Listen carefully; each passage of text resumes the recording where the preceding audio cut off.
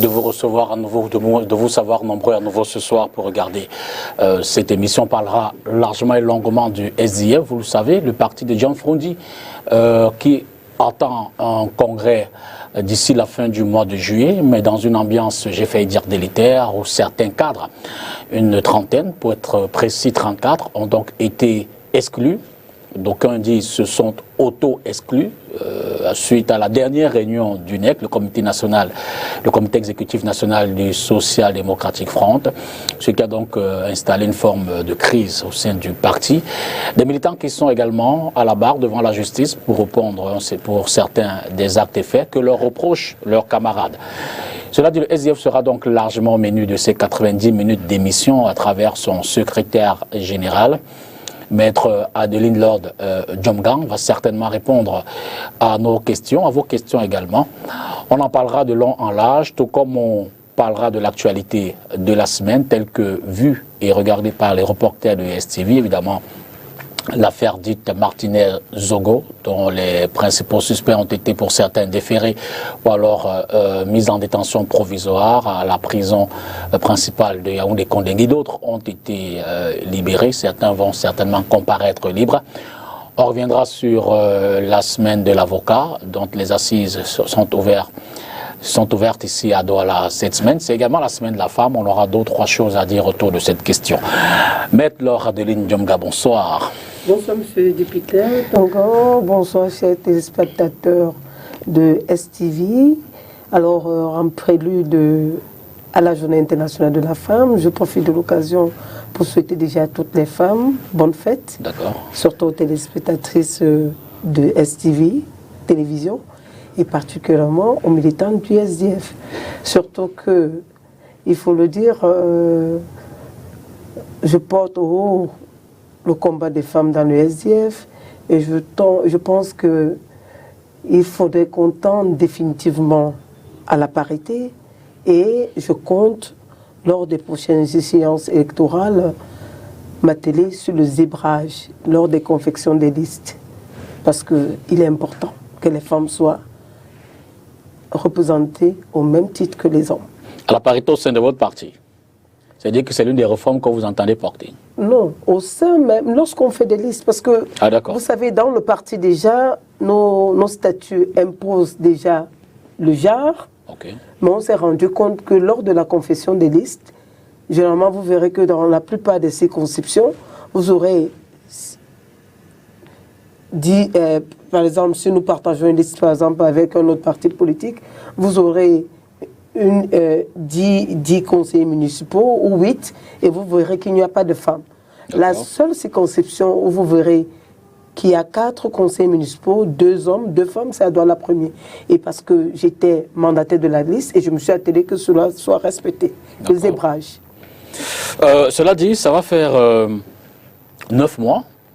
Aujourd'hui, nous sommes le 5 mars, je crois que c'était le 5 juillet, 9 mois déjà, que vous êtes secrétaire général du SDF. Je ne vais peut-être pas vous demander de faire une forme de bilan, mais pour vous, quelles seront les grandes réformes que vous aurez apportées à votre parti s'il y a une touche du secrétariat général que vous conduisez, vous direz qu'est-ce qui a été en plus? Bon, ça ne fait pas seulement 9 mois, ça fait plus de 9 mois parce que nous avons été nommés le 16 juin.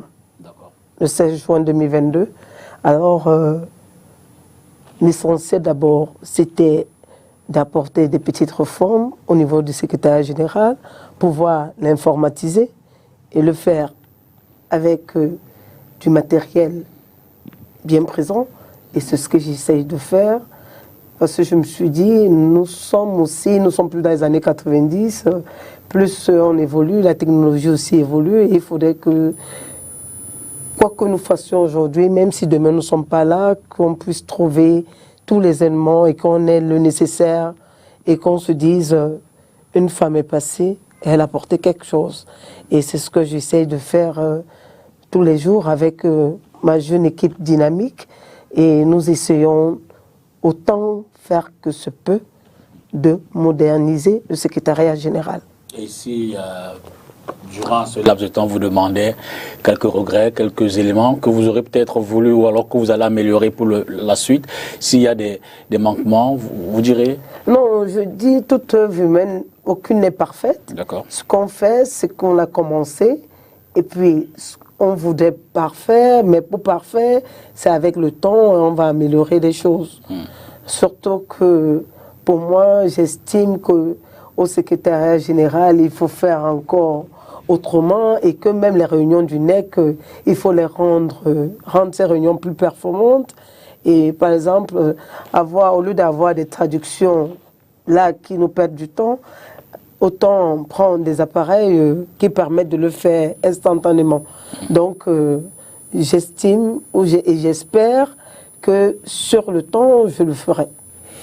Alors, cela dit, avez-vous l'impression qu'il y a, puisque nous sommes dans la semaine des femmes, suffisamment de femmes dynamiques au sein du SIF? On n'en voit pas beaucoup sur nos plateaux. Hein. Je veux dire que, tout au moins pour la communication, je ne sais pas si dans d'autres secteurs.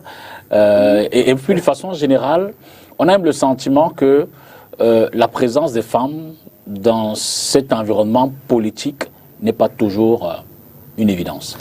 Non, c'est pas parce que c'est pas une évidence, mais nous avons aussi notre réalité. Nous sommes en Afrique et nous avons nos réalités. Et vous verrez que autant la femme fait la politique, mais vous avez aussi très peu qui prennent le devant. Alors qu'elles sont là nombreuses, elles sont là plusieurs, mais elles préfèrent rester et faire le travail, se cantonner là. Et ce que je souhaite faire de plus en plus, c'est de mettre les femmes au devant de la scène. Parce qu'elles doivent être connues, elles doivent communiquer, surtout qu'elles sont les meilleures mobilisatrices. Hein. Les hommes ne sont pas des bons mobilisateurs. Ce sont des femmes qui mobilisent, même pendant les élections, pour les hommes. Donc, elles ne peuvent pas mobiliser, c'est elles qui haranguent les foules, et après, elles se mettent en arrière. Je pense qu'il est temps qu'elles prennent le devant et qu'elles vont dans les front lines de la scène politique. Vous avez au SIF dans une période très mouvementée, avec, je le disais tout à l'heure, toutes les petites crises qu'on vit à l'intérieur. Comment vous les gérez? D'aucuns estiment que vous êtes le secrétaire général d'une des parties, notamment celle du premier vice-président national, qui lui-même est très proche du président national du SIF contre les autres. Vous dites, vous êtes une secrétaire générale partisane, vous êtes une secrétaire générale fidèle au texte, ou vous êtes une secrétaire générale qui essaye d'être au-dessus de toutes ces batailles et qui mène sa gestion du parti de son point de travail sans forcément savoir ce qui se passe entre les différents partis? Alors, je suis parfois un peu très gênée quand on m'assimile, on dit je suis proche du premier vice-président. Je suis proche de tout le monde. Même dans la dissidence, j'ai des amis. J'ai des amis partout, je suis proche de tout le monde. Les militants, ce sont mes camarades. Et comme tel, lorsque vous êtes militant, vous êtes mon camarade. Donc ça veut dire que je suis obligé au moins de m'asseoir avec vous, de discuter politique avec vous, de parler du parti et de l'organisation des structures. Mais maintenant, pensez qu'on est secrétaire général d'un camp, je ne serai pas un secrétaire général d'un camp. Je suis secrétaire général du Social Democratic Front. Et je reste comme tel. Et maintenant, dans les guéguerres, je reste au-dessus de la mêlée. Ce qui m'intéresse, ce sont les textes. Et les textes, je les applique scrupuleusement. D'accord. Alors, ce dimanche, nous sommes le 5 mars. Si on vous demandait comment se porte le SIF? Il se porte comme tous les autres partis politiques. Parce que quand on me demande comment se porte le SIF, il se porte très bien. Je sais que les gens voudraient que je dise que le SIF se porte mal. Non, il ne se porte pas mal. Il se porte bien. Parce que son président national est là, il n'a pas bougé. Les autres membres du NEC élus sont là. Mais maintenant, s'il y a des auto-exclusions, les gens ont voulu s'auto-exclure d'eux-mêmes. On ne peut pas dire que c'est de la faute d'X ou Y. Donc le SIF se porte bien. Et il se porte tellement bien qu'au soir de ce jour 5 mars, nous avons déjà 3 régions qui ont été renouvelées, il faut le dire. Sur 10? Oui, sur 10. Nous avons le Sud, qui a l'un des plus jeunes présidents, 32 ans. Il est plus jeune même que l'âge du parti. Alors, nous avons l'Est et depuis hier, nous avons l'extrême nord. Okay. Et nous allons continuer plus tard avec la Damawa, le nord, l'ouest, le littoral. Et je crois que dans le littoral suivra aussi le centre, voilà. Est-ce que justement ces auto-exclusions et aussi la place que le SDF occupait dans les instances électorales, mairie, parlement, peut-être moins les régions, est-ce que justement ça ne dénote pas d'un état de santé un peu fébrile? Je veux dire, ce grand mastodonte, ce costaud qu'on a vu au début des années 90, qui avait parole sur la place publique, sur la place politique, qui aujourd'hui donne l'impression de ne plus avoir la même verve en termes de prise de position, mais également en termes de nombre de militants, mais aussi au regard des dissensions ou des dissonances qu'il y a au sein du parti. Je pense que on ne peut pas assimiler tout cela à une certaine perte de confiance, non. Je pense que les schismes au SDF n'ont pas commencé aujourd'hui. Hein. Nous avons connu des crises plus profondes que celle-là. On a connu des crises Ngouassiri, on a connu des crises de Ben Mouna, même à l'époque, après les Ben Mouna, on a connu encore les départs des Limbilobe et autres. Mais pour autant, ça n'enlève en rien le fait que le SDF avait toujours des sièges. Et il faut le dire, la dernière élection de 2020, le SDF a eu un gros problème, c'est le problème de ces bastions, qui sont le nord-ouest et le sud-ouest, qui étaient carrément pris en otage. Ces bastions étaient pris en otage par la crise anglophone jusqu'à ce jour. Et même les électeurs ne sont pas sortis. Et le Conseil constitutionnel, en son temps, avait même reconnu cela. Et voilà le véritable problème. C'est pas parce que on dira que nous perdons tout. Non. Et je voudrais aussi dire quelque chose. Si aujourd'hui, nous sommes aussi là où nous sommes, dans d'autres régions qui ne vivent pas ces crises, mais il faut se poser la bonne question. C'est quoi la bonne question? Pourquoi est-ce que nous perdons du terrain? Pourquoi est-ce que nos élus perdent du terrain? Pourquoi nous gagnons telle mairie et l'année suivante, on la perd? Est-ce que nous avons été proches des populations? Est-ce que nous avons répondu aux aspirations, aux préoccupations des populations? Lorsqu'on se posera la bonne question, on trouvera les bonnes réponses. Parce que je ne crois pas que ce sont les positions du SDF qui font reculer dans l'électorat. Je vais m'inspirer de vos questions. Oui. Je les reprends tout à l'heure, une par une, et j'espère que vous apporterez des réponses. Le temps peut-être pour nous de prendre le premier reportage. De ce soir, il s'agit, je l'ai dit tout à l'heure, des avocats qui, depuis quelques jours ici à Douala, sont donc réunis dans le cadre d'une activité propre à leur corps. Il s'agit de la semaine de l'avocat. Suivez ce reportage. Le prince du palais veut retrouver son piédestal et harmoniser ses rapports et liens avec son environnement. Il faut créer un cadre de rencontre entre les avocats pour approfondir et raffermir la confraternité entre les avocats. D'un autre côté, les relations entre les avocats et les autres corps de la justice sont parfois tendues avec des incidents, de même que assez souvent et peut-être de plus en plus, l'avocat vis-à-vis du public ne reflète pas toujours cette personnalité de valeur que doit être l'avocat. Cette harmonie est également nécessaire loin du corps judiciaire.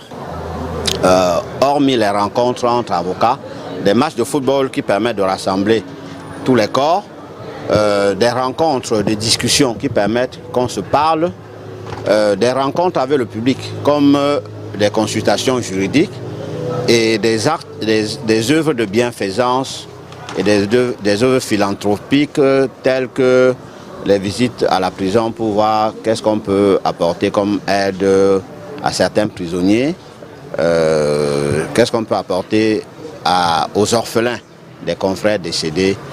L'avocature est une profession libérale. La rémunération de l'avocat, aspects légaux et approches pratiques est un des thèmes qui sera débattu lors de ces retrouvailles. Ce qu'il faut noter en premier, c'est que l'avocat a droit à deux types de rémunération. La première, le premier type, ce sont des honoraires qui sont librement débattus entre l'avocat et son client. Le deuxième type, ce sont des émoluments qui sont taxés par le président de la juridiction.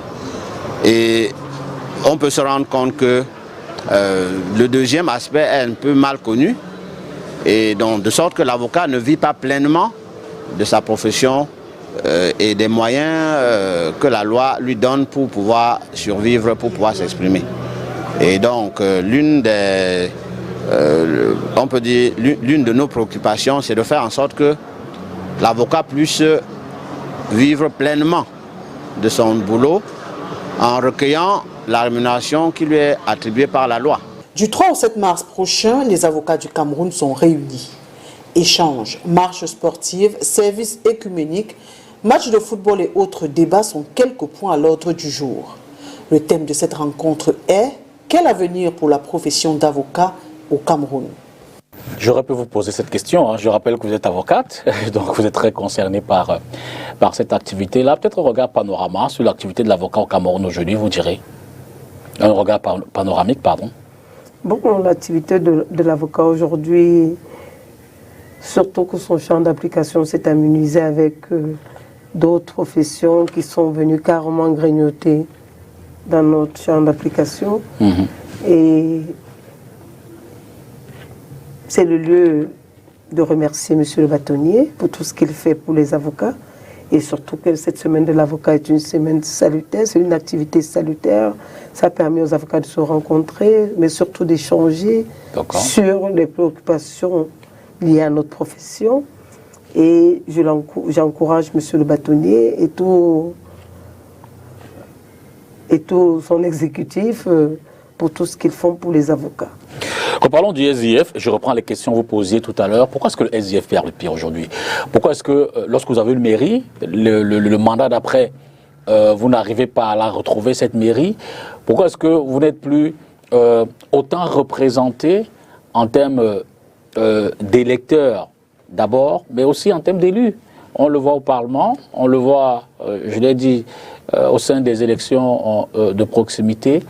Vous, en tant que secrétaire général, que répondriez-vous à cette question? Alors, il faut répondre en 2 temps.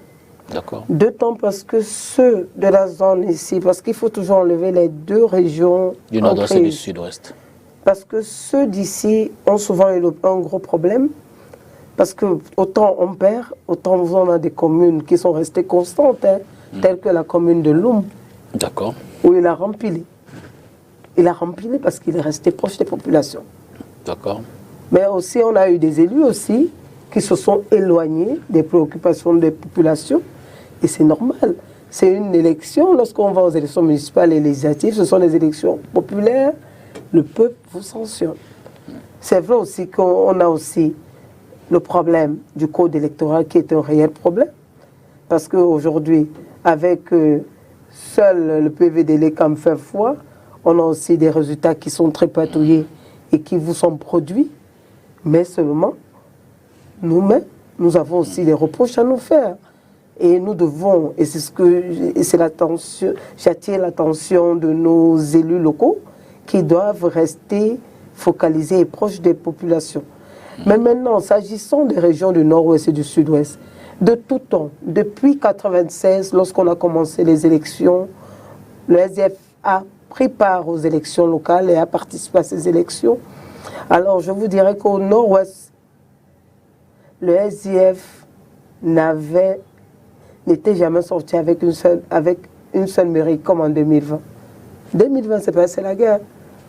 C'est la crise anglophone. De tout temps, le SDF seul, et le nord-ouest seul, donnait pratiquement 13 députés pour l'Assemblée. Parfois, il donnait même 15. Il donnait tout un groupe. Maintenant, si les autres ne le reconnaissent pas, maintenant que notre bastion a des problèmes, nous sommes en difficulté. Ça voudrait dire quoi? Ça voudrait dire que les électeurs du SDF dans ces zones ne vont plus porter leur voix? Ou alors... Non, le problème, c'est que dans ces zones, vous avez un autre problème. Le problème des Ambazoniens qui, le plus souvent, menacent. Okay. Et vous avez vu, depuis que, pour les sénatoriales, ils ont encore brandi la menace que celui qui sort sera, voilà, foudroyé. Et vous voyez que les populations ne peuvent pas sortir. À un moment donné, vous avez vu même des candidats carrément aller, pendant le jour des élections, même des candidats avaient du mal à aller eux-mêmes exprimer leur suffrage. Parce qu'ils étaient sous la menace. Et c'est ça le problème. Le problème de l'autre côté, c'est qu'on ne peut pas se mouvoir. Les populations ont du mal, puisqu'elles sont sous elles sont sous la menace. Et c'est ça le réel problème. C'est la raison pour laquelle je dis qu'il faut faire un distinguo entre les zones des 2 régions anglophones et les 8 autres régions. Mais nulle part, je ne vois que vous n'interrogez pas la pertinence ou la performance de vos élus quant à la résolution des besoins des populations qu'elles encadrent. Est-ce que ce n'est pas aussi le résultat de ne pas donner des réponses aux problématiques que les populations qui ont porté certains élus, si vous dites dans les zones franches? C'est la raison pour laquelle, à l'entame de mon propos, tout à l'heure, je vous disais que sûrement nos élus n'étaient pas proches des populations et ne répondaient pas aux préoccupations des populations. Parce que je suis sûr d'une chose, quand vous répondez aux préoccupations des populations, ces populations aussi vous soutiennent. Oui, elles vous le rendent. Alors, je vais le prendre en vrac pour véritablement entrer dans les guéguerres qui sont au sein de votre parti.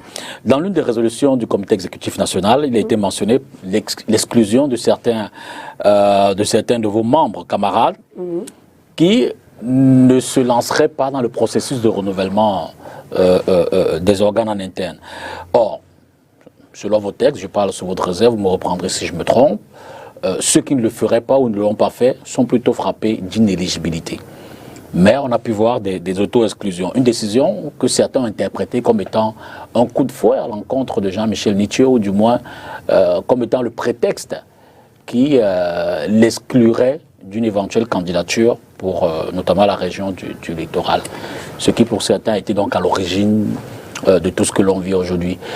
D'abord, y a-t-il un rouleau compresseur contre Jean-Michel Nithieu et tous ceux qui l'accompagnent, les 34 pour parler comme de Bouddha? Non. Je pense qu'il ne faut pas qu'on s'emballe. Je comprends ce dont vous voulez parler. Parce que quand vous parlez des résolutions qui l'empêcheraient d'être candidat ou éligible au poste de président régional. D'accord. C'est de ça que vous parlez. Entre autres. Ou c'est de l'auto-exclusion? Les deux. Parce qu'il y a plusieurs résolutions. Allons-y une par une. Évoquons celles que vous connaissez. Peut-être je maîtrise moins le dossier. Parce que les résolutions dont vous parlez, parce que je ne sais pas, dans cette résolution, celle du 23 juillet 2022, il n'était pas question, où on n'a pas fait cas de M. Jean-Michel Nithieu. Non. On a pris une résolution parce que voilà les faits. Il y a des commissions du NEC qui ont été mises en place. Et il faut le dire à tous les Camerounais, ces commissions du NEC ont été mises en place au NEC du 31 octobre 2021. Alors, au NEC du 31 octobre 2021, à la suite du NEC, à la suite des résolutions, le chairman publie les commissions qui doivent se déployer pour le renouvellement dans les différentes régions. Cette publication est de son ressort? Oui. Alors, lorsqu'il publie, et ça c'est à la suite des résolutions. Alors, les élus sont déployés dans les différentes régions et l'ancien président régional du littoral est envoyé dans la région du Nord. Mais curieusement, nous constatons, et le LEG le constate au mois de juillet, ça veut dire 9 mois après, que toutes les commissions et les chefs d'équipe se sont déployés, sauf lui.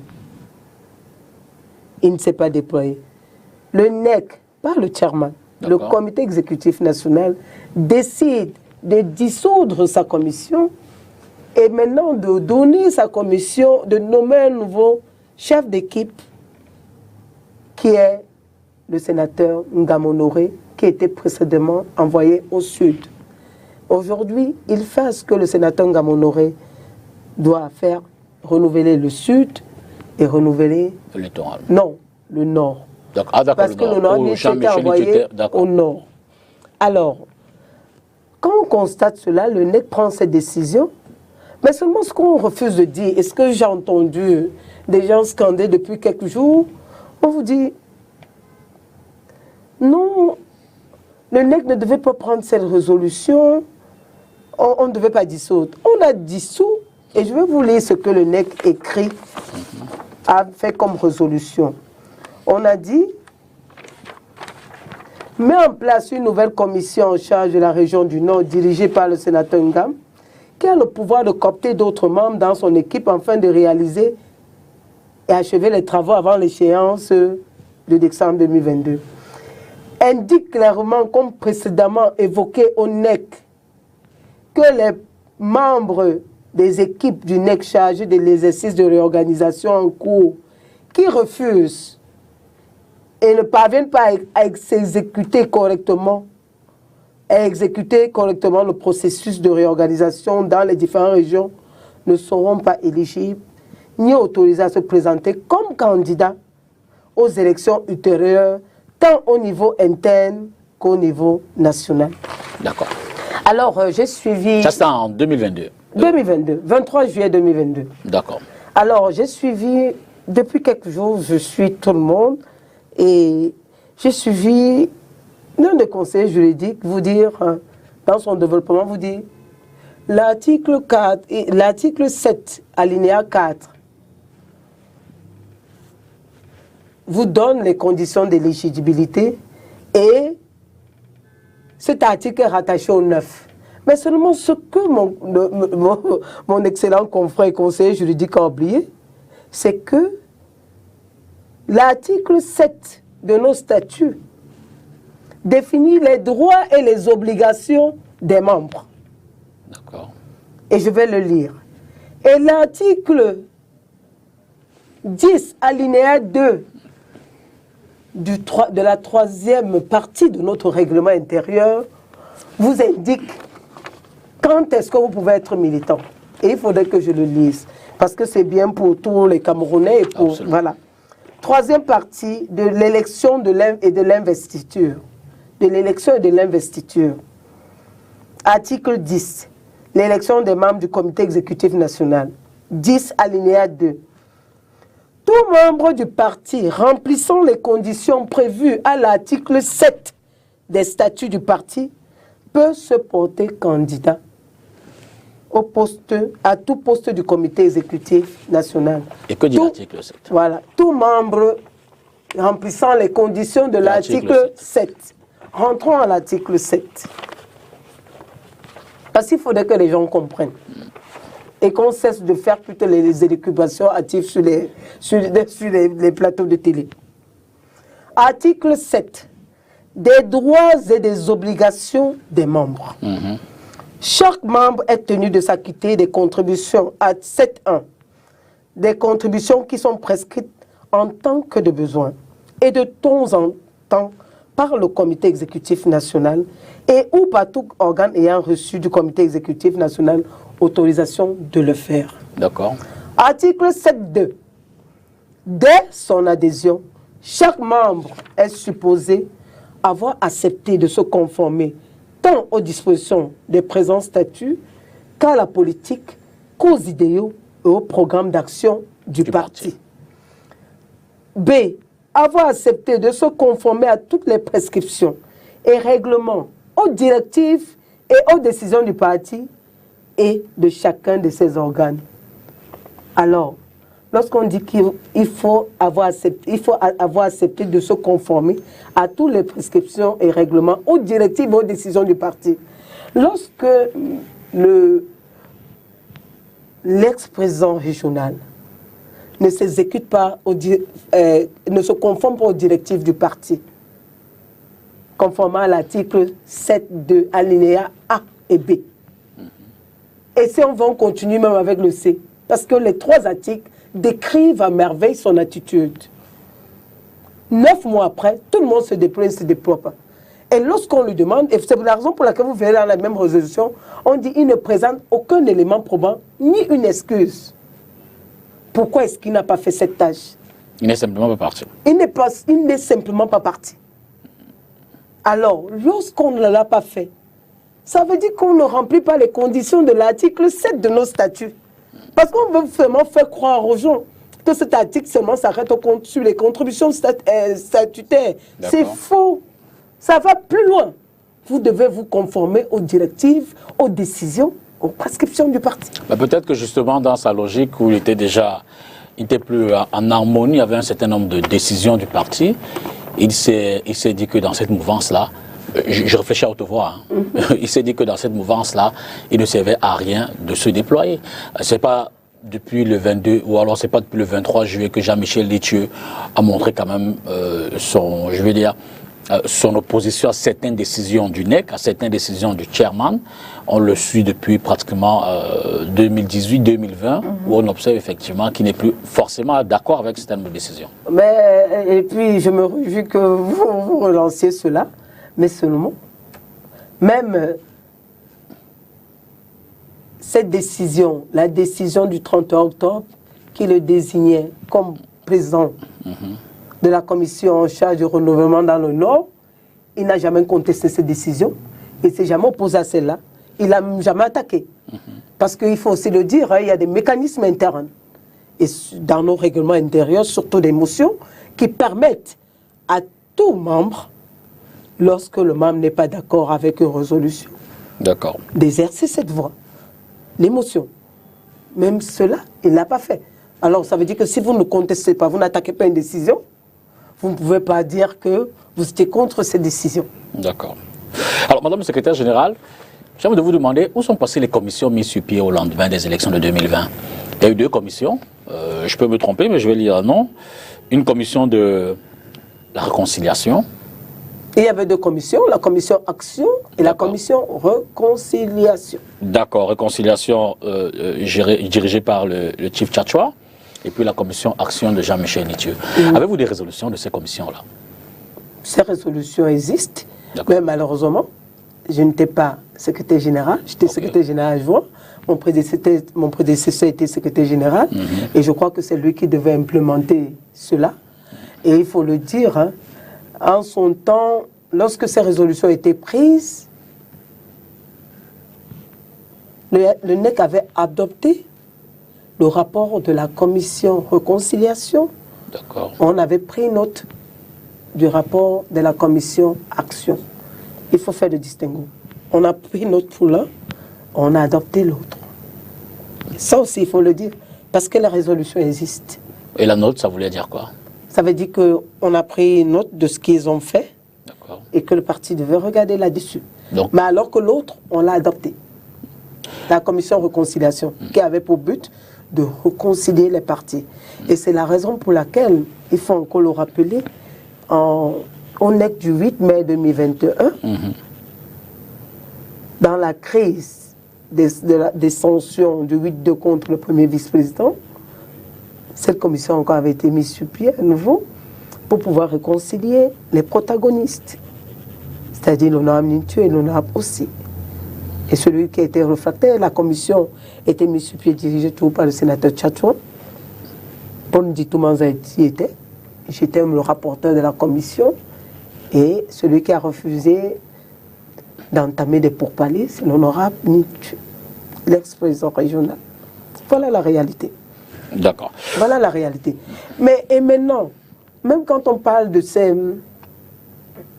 du rapport de ces commissions, je voudrais aussi, c'est l'occasion de le dire aujourd'hui, jusqu'à ce jour, et je félicite le NEC, le comité exécutif national, qui lors du dernier NEC du 25 février, a demandé à l'ex-secrétaire général de me transmettre tous les documents. Et j'espère qu'on me transmettra aussi les documents des rapports de ces commissions. Vous ne les avez pas encore? Pas du tout. Jusqu'à ce jour, je n'ai aucun document. D'accord. Ça n'a pas été transféré et transmis. Prenons la deuxième pause de l'émission pour aller cette fois-ci au Parlement, ou du moins à l'Assemblée nationale, avec l'ouverture de la session de mars. Une session, j'ai failli dire interpellative, ou du moins la doyenne d'âge a grandement interpellé les acteurs politiques et même médiatiques au regard de l'actualité en cours sur des sujets notamment judiciaires. Suivez plutôt ce reportage depuis Yaoundé. Jour de rentrée parlementaire, malgré quelques absences, Cabra Libi, Joshua aussi, Nouran Foster et bien d'autres, le quorum est atteint. La plénière d'ouverture, comme des traditions à la session de mars, est présidée par la doyenne d'âge, l'honorable Laurentine Coiffegueux. Dans un discours autant dur et colérique, la députée a déploré la succession de récents scandales qui ont terni l'image du pays et appelle les membres du gouvernement à plus de patriotisme. Sauf à croire que nous sommes dans une république de scandales. Affaire du chantier de construction du complexe sportif d'Olembe. Affaire de la gestion des fonds Covid. Affaire des indemnisations relatives au projet de construction de l'autoroute Yaoundé-Douala. Affaire, etc., etc. Nous condamnons avec la dernière énergie les cas répréhensibles que constituent toutes ces affaires. Il faut que cela cesse. Je souhaite ainsi que ceux qui sont en charge de la gestion de la chose publique puissent faire preuve de patriotisme et de rectitude morale. Elle s'inquiète pour le Cameroun, au regard surtout du contexte national et international dans lequel cette session se tient, marquée par des crises multiples, les élections sénatoriales, la célébration du 8 mars pour laquelle elle appelle les femmes à plus de responsabilités. Attention au débordement. Fêtons, réjouissons-nous en toute dignité et en toute responsabilité, sans excès. Profitons de cette heureuse occasion pour méditer davantage sur les problématiques qui interpellent la femme camerounaise d'aujourd'hui et de demain. Tout en déplorant le meurtre tragique de Martinez Zogo, Laurentine Coiffegueux invite les journalistes à faire confiance à la justice camerounaise. Vous-même, mieux que quiconque, savez quelles graves conséquences peut avoir au sein de l'opinion une information mal exploitée.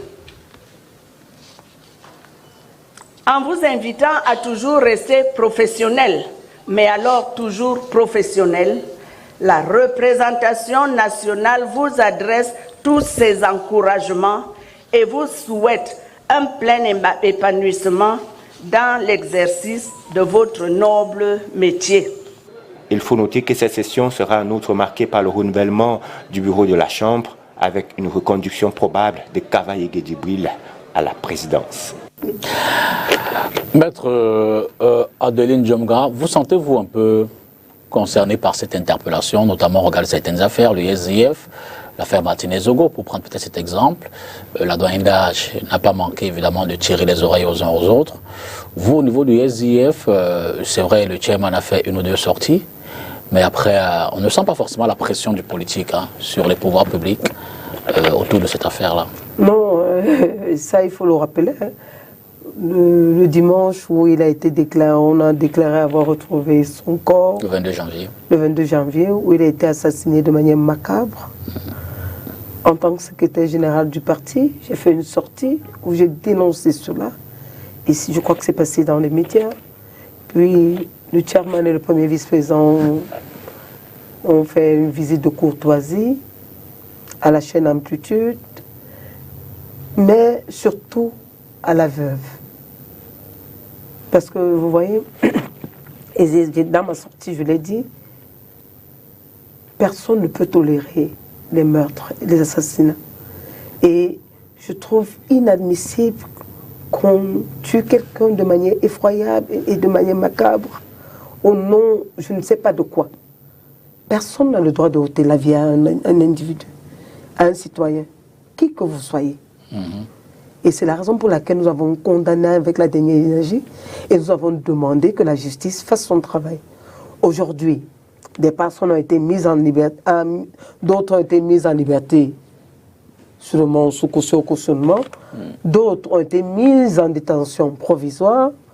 Nous espérons qu'on laissera pour une fois la justice faire son travail, parce que nous savons bien que avec ce régime où tu as la justice qui est parfois inféodée au régime en place, c'est pas évident, mais qu'on laisse la justice faire son travail. D'accord. Parce que ce qu'on veut, si quelqu'un a commis un acte répréhensible, réprimé par la loi, qu'on laisse la justice faire son travail et condamner les coupables, et qu'on repart aussi le préjudice que sa famille, son épouse, ses enfants ont subi pendant ce temps-là. D'accord.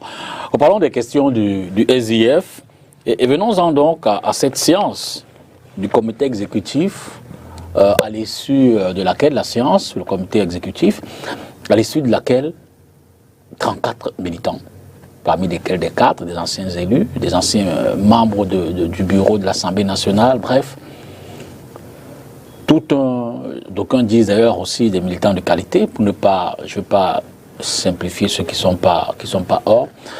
Dans quel contexte, dans quelles circonstances, comment se déroule l'aboutissement au cours de ce NEC, l'aboutissement de cette décision-là? Comment les travaux se passent pour que vous y arriviez? Y a-t-il eu, d'abord en termes de présence, est-ce que ceux qui étaient concernés étaient-ils présents? Maintenant en termes de débat, d'échange, y a-t-il eu débat?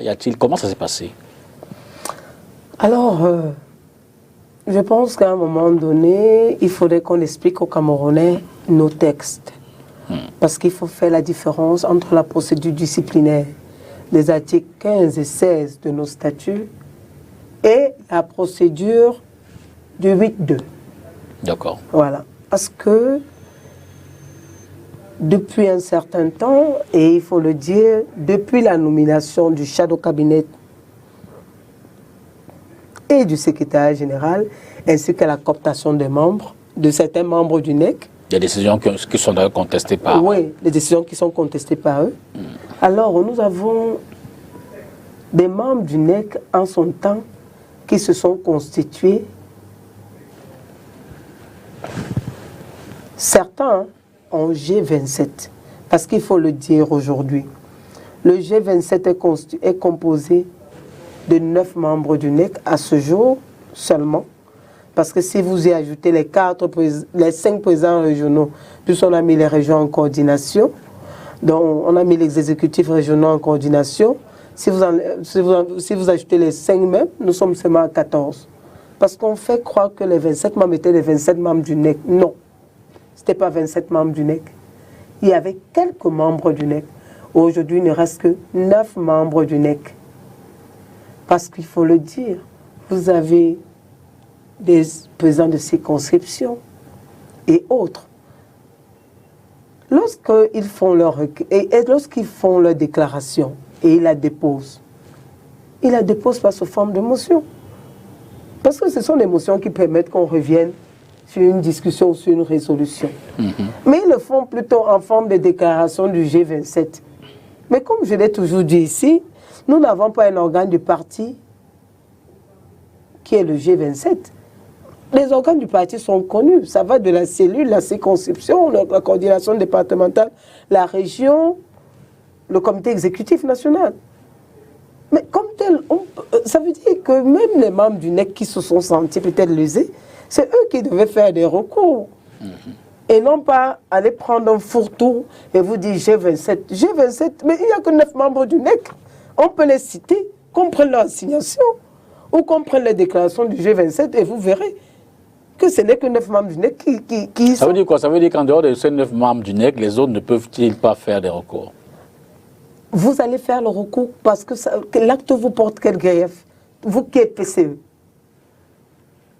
L'acte porte... PCE, c'est-à-dire? Président de circonscription électorale. Par exemple, le président de circonscription électorale de Douala 5-1, qui est dans le G27. Est-il membre du NEC?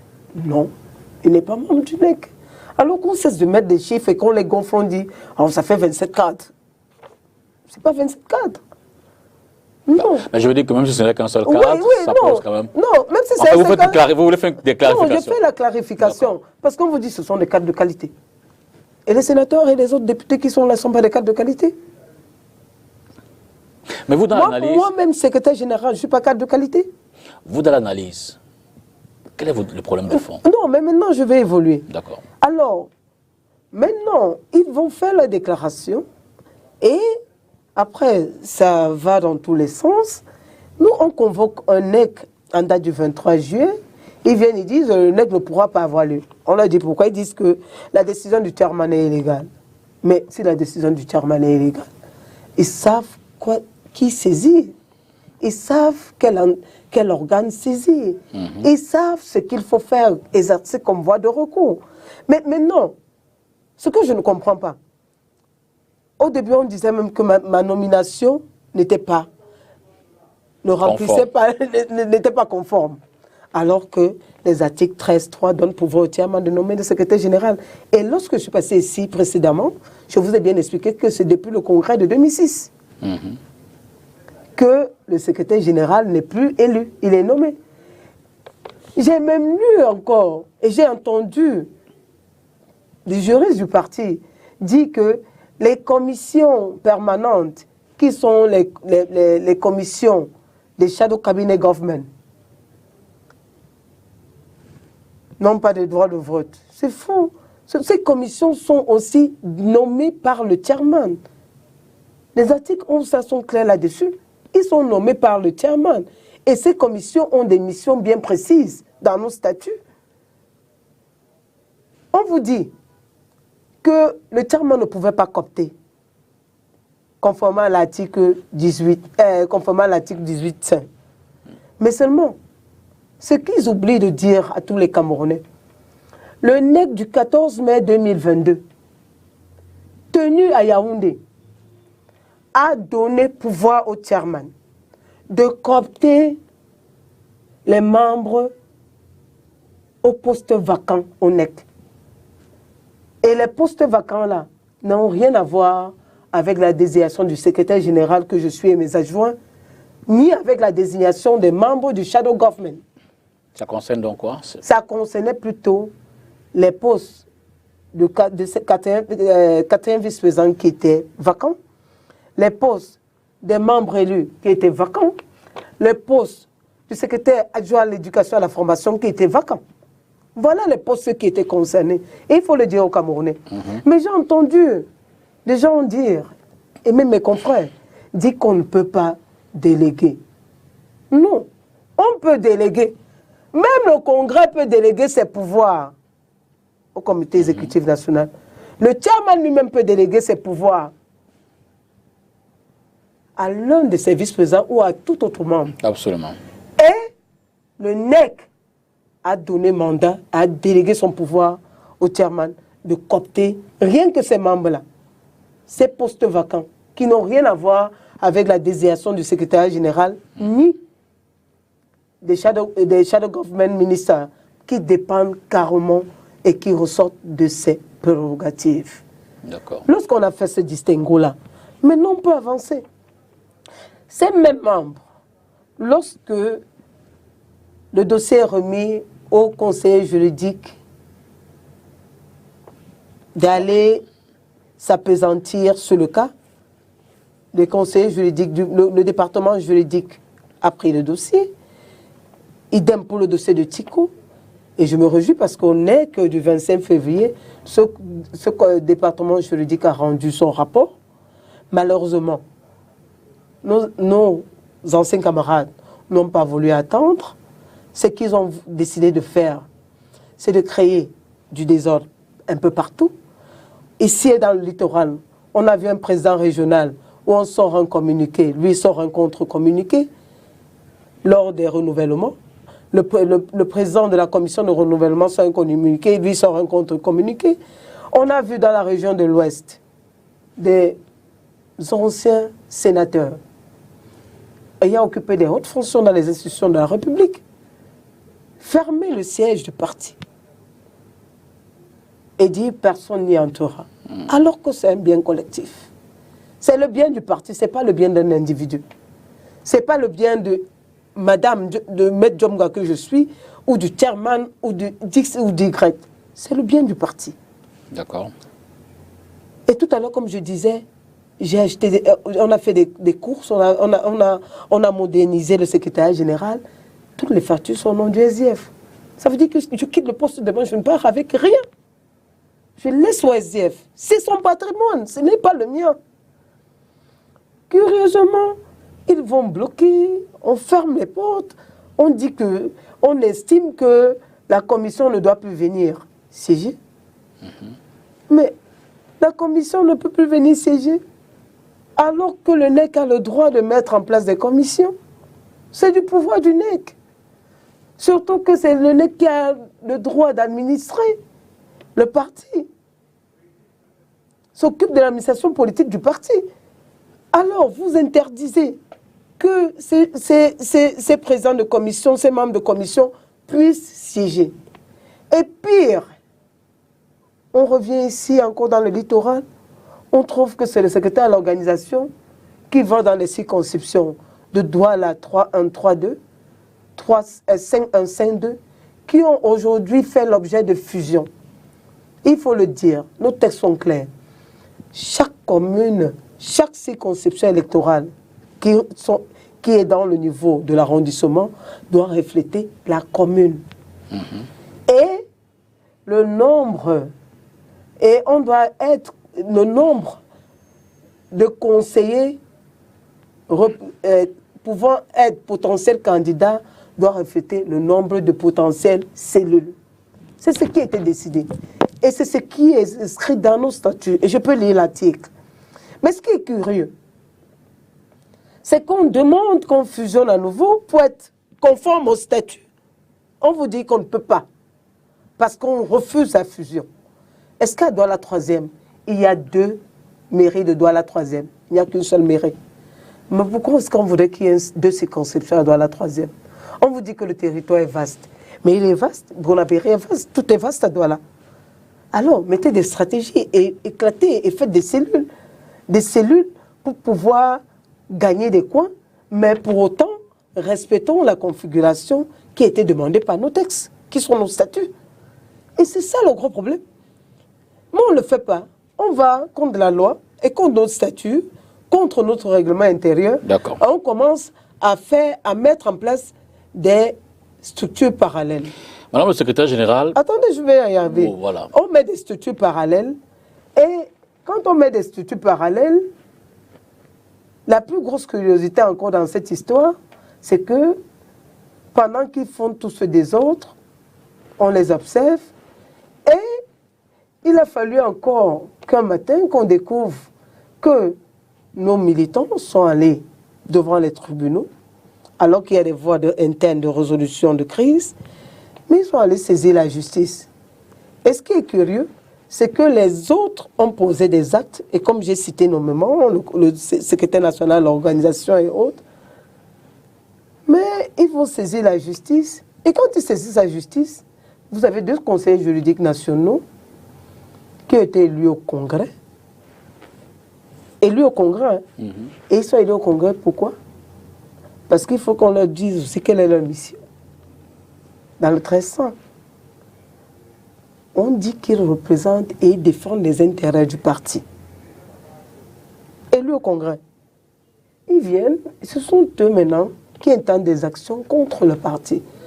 Mais la logique aurait voulu et la cohérence aurait voulu qu'ils démissionnent de leur fonction, puisqu'ils étaient élus au Congrès, qu'ils démissionnent de leur fonction, afin d'intenter les actions contre le parti. Puisqu'ils ont été élus au Congrès pour défendre le parti. C'est inscrit dans les statuts. D'accord. Et maintenant, ils commencent à poser des actes contre le parti. D'accord. Et c'est la raison pour laquelle, quand vous prenez l'article 8, alinéa 2 de nos statuts, lorsque vous posez des actes tendant à ternir l'image, la réputation et les intérêts du parti, vous perdez votre qualité de membre.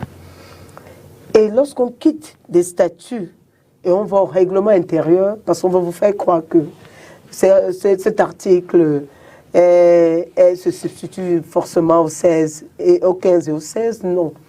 Lorsqu'on quitte les statuts et qu'on va au règlement intérieur, le 8.2 est carrément réglementé par la 5e partie du règlement intérieur de l'application des 8.2 et du 8.3.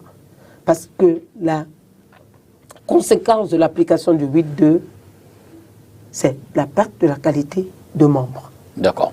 Alors, l'autre élément qui revient également énormément dans ce débat, c'est une suspicion autour de la gestion des finances. Qui sont les signataires du compte du SIF, pour commencer? Chaque organe peut ouvrir un compte. Ça, je vous renvoie à l'article 21 de nos statuts. Chaque organe, à chaque stade, à chaque niveau, peut ouvrir un compte. Ça veut dire la région a son compte, le NEC a son compte, et même la cellule ou la circonscription électorale peut avoir son compte. Chaque organe peut ouvrir un compte. Et dans chaque organe, les personnes habilitées à signer dans le compte, c'est le secrétaire, le trésorier et le secrétaire aux affaires financières. Y a-t-il un bilan financier? Je veux dire, tout au moins pour... depuis que vous êtes arrivé autour de cette contestation-là, est-ce que les personnes que vous avez désignées là à l'instant ont au moins laissé un bilan financier qui puisse attester? Mais c'est la raison pour laquelle, depuis, si vous avez bonne souvenance, depuis les résolutions de mai 2022, nous demandons l'audit des comptes. Parce que, en fait, nous allons au Congrès et il faudrait que la commission d'audit puisse présenter le rapport détaillé, ainsi que les biens mobiliers ou immobiliers du parti, parce qu'on doit présenter tout cela au Congrès. D'accord. Je voudrais que vous suiviez avec nous cet élément. Il s'agit d'un de vos camarades, et même bien au-delà d'un de vos amis, amis d'enfance, que nous avons reçu ici avec Léla Renganze dans le cadre de l'émission C'était de la semaine dernière. Moustapha Ngwana, maître Moustapha Ngwana, puisqu'il s'agit de lui, est revenu quand même sur un certain nombre d'éléments qu'il reproche au chairman et au parti. Suivez plutôt. J'ai une correspondance à un de mes camarades, lui, Marie Kandé, qui prenait le chairman pour aimer le blanc. Je dis que non, le chairman n'est pas aimer le blanc. Le chairman lui-même, en plein nec, je le dis à mon dos vision, en plein nec, s'est opposé à ce qu'on réorganise le parti d'Alundé, en prétendant que quand il est malade, c'est Niat qui le soigne. Je le dis à mon dos vision. Et si ce que je dis est faux, qu'ils engagent une procédure contre moi. Je suis avocat. Je connais les actes que je pose. Ils veulent qu'on fasse la politique on va la faire. Il faut que j'arrête. Et je l'ai écrit. C'est sur les réseaux sociaux. J'ai fait une correspondance de près de 16 pages pour répondre à lui, Marine Kandé. Je lui ai rappelé ça. Que c'est le chairman qui l'a dit en plein nec. Et que des gens comme Aoud Doumbaya se sont levés pour s'opposer à ce qu'il avait déclaré. Les paroles s'envolent. Il y a que les écrits. Les paroles s'envolent. Mais si c'est en matière pénale, il y a plusieurs. Il y a des gens qui bien sûr. C'est au coup d'un nec. Les Aoud Doumbaya sont là. Les gens Robert Wanko étaient au Cameroun. Que SDF Allemagne. C'est au coup du nec. Lui-même, il a déclaré. Il a dit qu'on veut réorganiser son propre parti politique. Il s'y oppose. Et quand on le dit, le langage de la vérité fait mal. Mais je suis un homme vrai. Et je sais que ça choque dans l'environnement politique camerounais. Nous en avons assez d'avoir ces gens-là, ces voleurs d'espoir, ces tueurs d'avenir. Nous sommes fatigués de les avoir sur l'espace public. Si le leur rappeler, c'est une insulte, j'assume que c'est une insulte.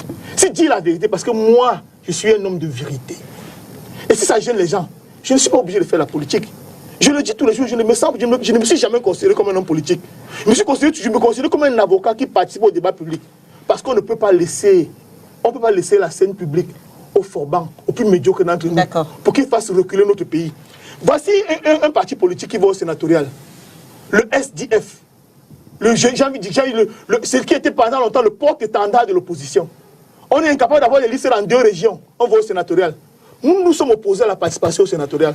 Le chairman n'a pas qualité pour désigner seul les candidats pour le sénatorial.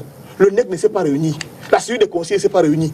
Les gens vont de violation en violation des statuts du SIF et ils veulent qu'on reste, on applaudit. En fait, les gens ont une négo surdimensionnée, une arrogance exceptionnelle. Il nous traite de bandits d'idiots. C'est lui qui nous insulte. Il dit que nous sommes des chiots à qui à boire. Il dit barking puppets. J'ai l'avantage de parler l'anglais. Il nous insulte partout. Il nous insulte. Nous ne disons rien. Mais parce qu'on engage une procédure judiciaire. Qu'est-ce qu'elle devient justement cette procédure? La procédure est en cours. Maintenant que vous n'êtes plus... C'est lui qui dit qu'on est plus militant du SIF. C'est lui qui dit qu'on est plus militant du SIF. C'est lui qui dit qu'on est plus militant. Nous aussi, nous allons nous réunir. Si c'est le 8-2, nous lui donnerons son 8-2. Je veux dire, vous allez faire recours, vous allez faire quoi? Nous poserons tous les actes nécessaires pour sauvegarder les intérêts qui sont les nôtres. Qui porte selon vous la responsabilité de ce qui s'est passé hier au NEC? Le chairman uniquement? Le chairman et tous ceux qui sont avec lui. C'est-à-dire? Tous ceux qui sont avec lui. Tous ceux qui sont du camp d'en face. Que soit le chairman, le premier vice-président national, la secrétaire générale, la meilleure. Je rencontre la secrétaire générale, mon amie de 30 ans, au tribunal. Elle refuse de me saluer parce qu'on est un contentieux judiciaire. Vous vous rendez compte du niveau des Camerounais? Mon amie de 30 ans, je suis entré à l'université le même jour qu'elle. J'ai prêté mon premier serment d'avocat le même jour qu'elle. Elle me voit au tribunal. Elle vient parler avec mon vis-à-vis. Elle refuse de mettre dans la main. Vous voyez, ça c'est la politique, ça. Je dis que les gens n'ont pas de niveau. Et j'assume mes propos quand je le dis. Maître Adeline Djonga, votre ami, dit que vous n'êtes plus ami, que vous avez décidé de ne plus répondre à son amitié. Comment réagissez-vous à cette sortie, au-delà de cette politique? Bon, moi, cette sortie me laisse carrément... Je suis très calme, très sereine. Nous avons fait nos humanités ensemble, hein, et rien ne m'empêcherait de présenter mes civilités à mon confrère. Parce qu'au-delà de la politique, c'est mon confrère. Absolument. Et il reste comme tel. Et votre ami aussi? Toujours mon ami, parce que je n'ai pas de problème. D'accord. Mais maintenant, ce sont des petites gens qui parlent des individus, des personnes d'une certaine trempe, pas d'organisation, et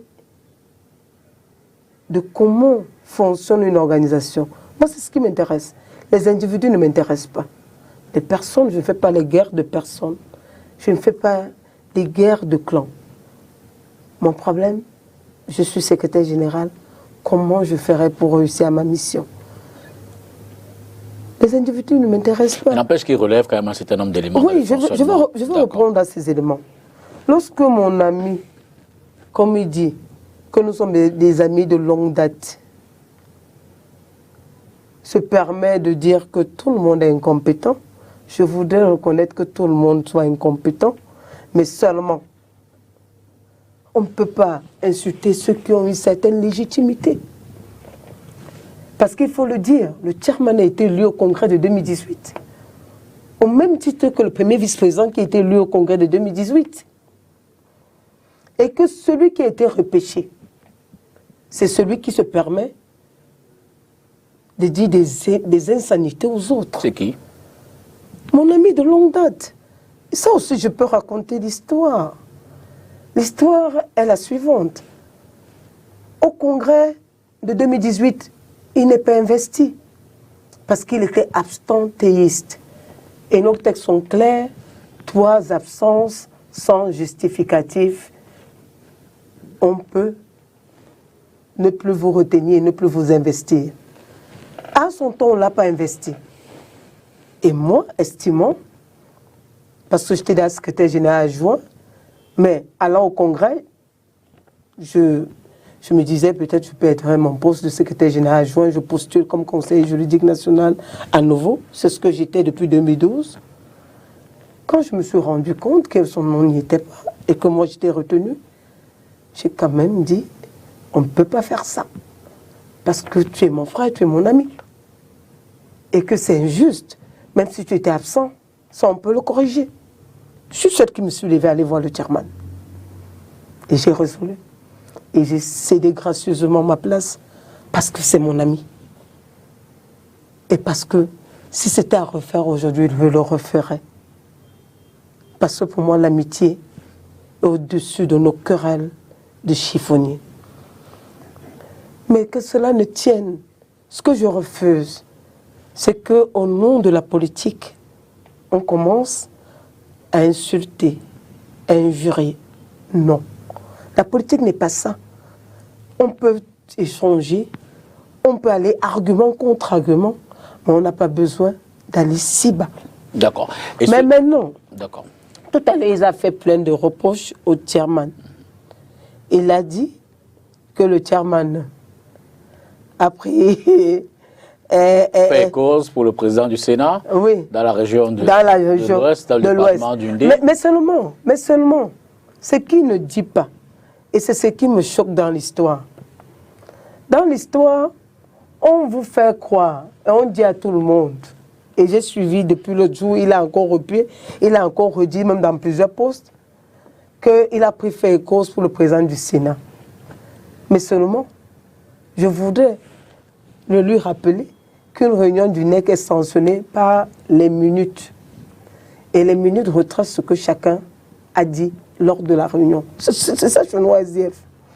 Et pire, on vous dit que le président, l'ex-président régional de SDF de la région allemande était au Cameroun et c'est lui qui venait renouveler.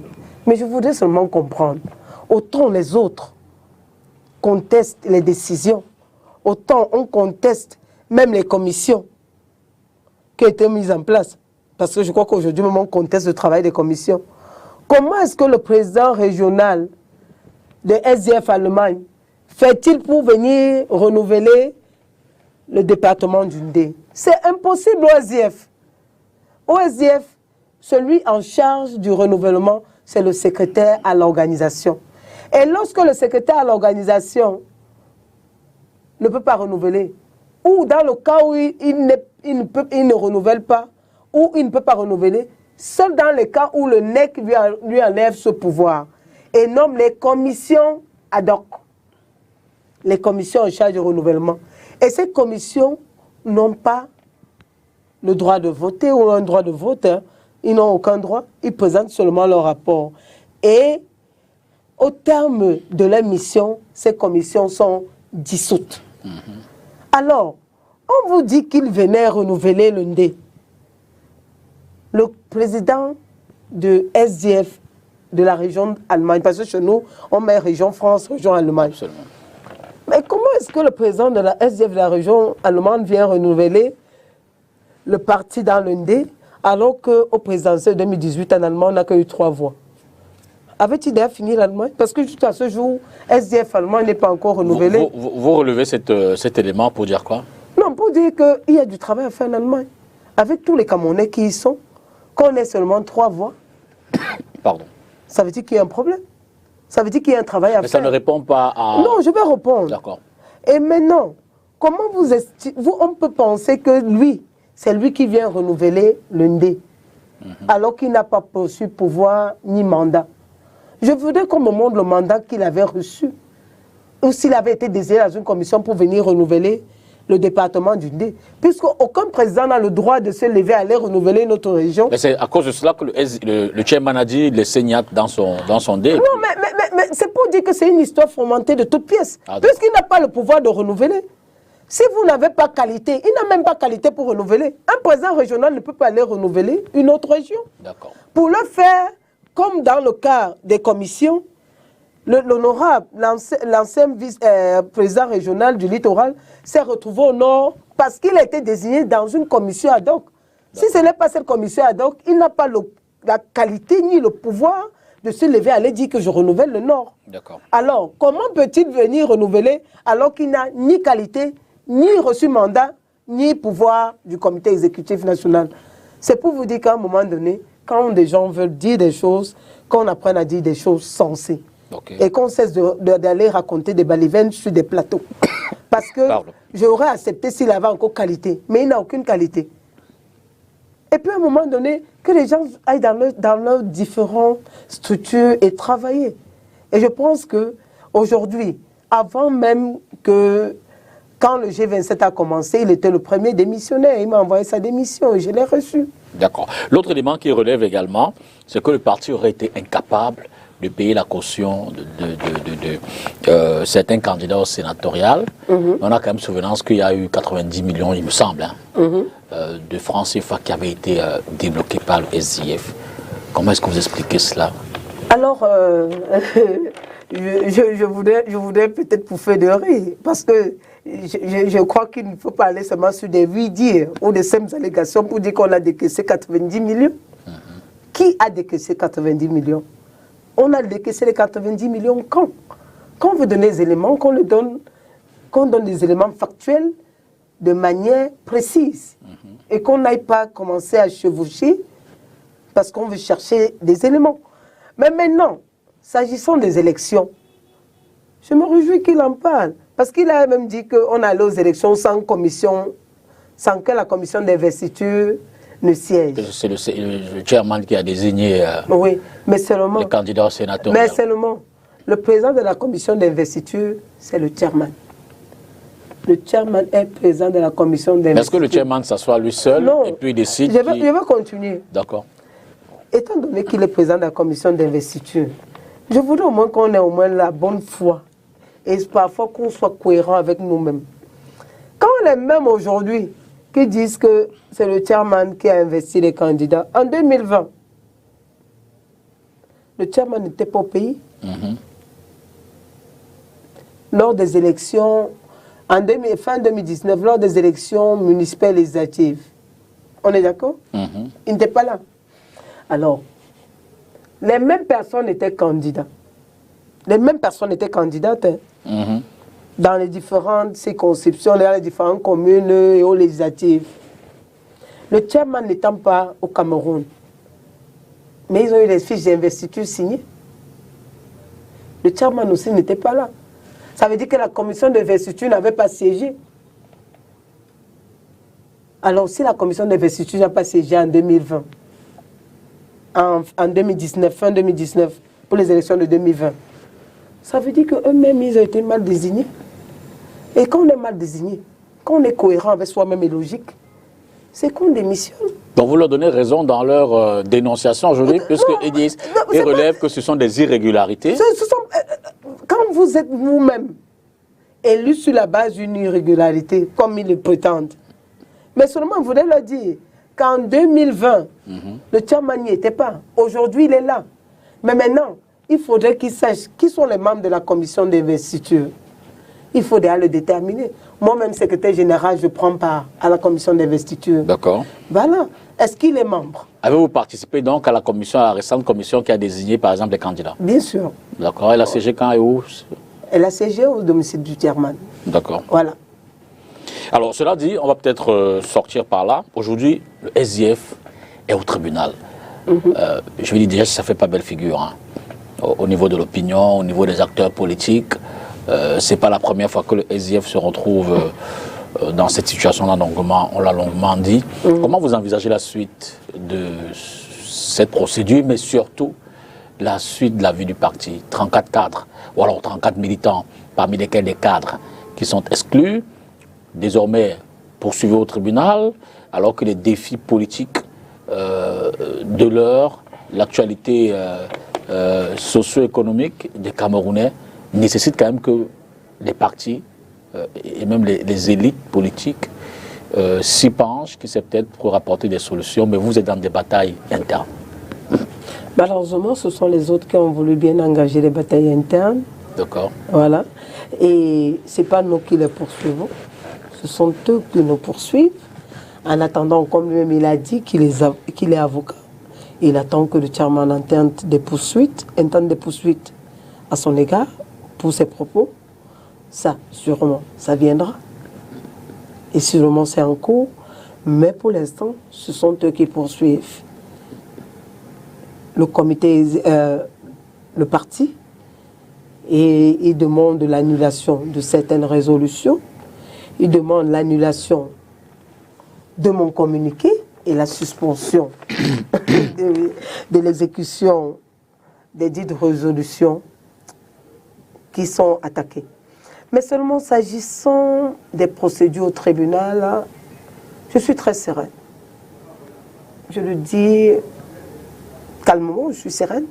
Sereine parce que tout à l'heure, dans leur requête et tout, ils ont évoqué le cas de l'article 7 et 9, et moi je vous ai cet alinéa 4, et je vous ai relu tout l'article 7. Mais on vous a aussi évoqué le cas de mon communiqué qui violait les statuts. Je voudrais dire quelque chose ici, à cet instant. Mon communiqué n'a en rien violé les statuts parce que lors du NEC du 23 juillet 2022, il y a eu un débat sur les sorties cacophoniques de nos militants. Et vous allez le constater, de plus en plus, on trouve 2 militants SDF sur un plateau. Absolument. 2 militants d'un même parti, avec des sons dissonants et discordants. Absolument. Ah non, on ne peut pas continuer comme ça. Et c'est la raison pour laquelle le NEC du 23 juillet 2022 a pris une résolution forte, a dit, pour y aller, il faudrait qu'on structure la communication du parti. Et lorsqu'un militant va parler au nom du parti, il faudrait que ces communications soient structurées. Mais j'ai suivi mon confrère dire que Madame la secrétaire générale a violé les statuts parce qu'elle a sorti un communiqué qui n'était pas de son ressort. Non. J'ai sorti un communiqué à la suite des résolutions du NEC qui indiquait clairement que j'avais mandat. Et il faudrait que je le dise très clairement que les pouvoirs du secrétaire national à la communication sont carrément inscrits dans nos statuts en l'article 13, alinéa 11. Et c'est le communiqué, le secrétaire national à la communication qui a le droit de... Il est le responsable de l'information interne. Parce qu'il a le droit d'organiser à tous les niveaux la communication du parti. Mais en interne. Mais en interne. Et c'est inscrit dans les statuts en son article 13, alinéa 11. Mais seulement ce qu'ils oublient de dire aux Camerounais, c'est que le shadow government, qui sont les commissions permanentes, je suis sûr que dans les statuts, eux, ils cherchent le shadow government. Et c'est la raison pour laquelle, à un moment où je me dis, il faudrait que je refasse, que j'interpelle la secrétaire à l'éducation et à la formation politique, qui doit faire nécessairement des séminaires de recyclage, parce que à France, je ne faisais rien que pour les militants, mais je me rends compte que même mes conseillers juridiques se trompent sur les statuts. Parce que les commissions permanentes, qui sont les commissions du Shadow Cabinet members, ont aussi des missions qui leur sont dévolues. Et la mission du ministre de l'Information et des Médias, ces activités sont inscrites dans l'article 11, alinéa 2 de nos statuts. D'accord. Et cet article est clair. Il a pour activité la politique et l'administration des médias audiovisuels et de la presse. Okay. Lorsqu'on combine tout cela, maintenant on revient sur ma propre fonction à moi. Ma fonction à moi est définie dans l'article 13, alinéa 3C. En son paragraphe 2, qui me donne mission de faire des correspondances pour les partis et tout ce qui m'a été demandé et confié par le parti. Lorsqu'on prend les résolutions du NEC au comité exécutif du 23 juillet, ces résolutions sont claires. En son 9e point, dit clairement que le secrétaire national de la communication, le ministre du chef de cabinet en charge des médias et de l'information, et moi-même, nous devons coordonner le passage médiatique des militants. On vous dit, j'ai violé les statuts. Quelle disposition? Mais seulement, on va vous citer seulement la disposition régissant les fonctions du Sénacom.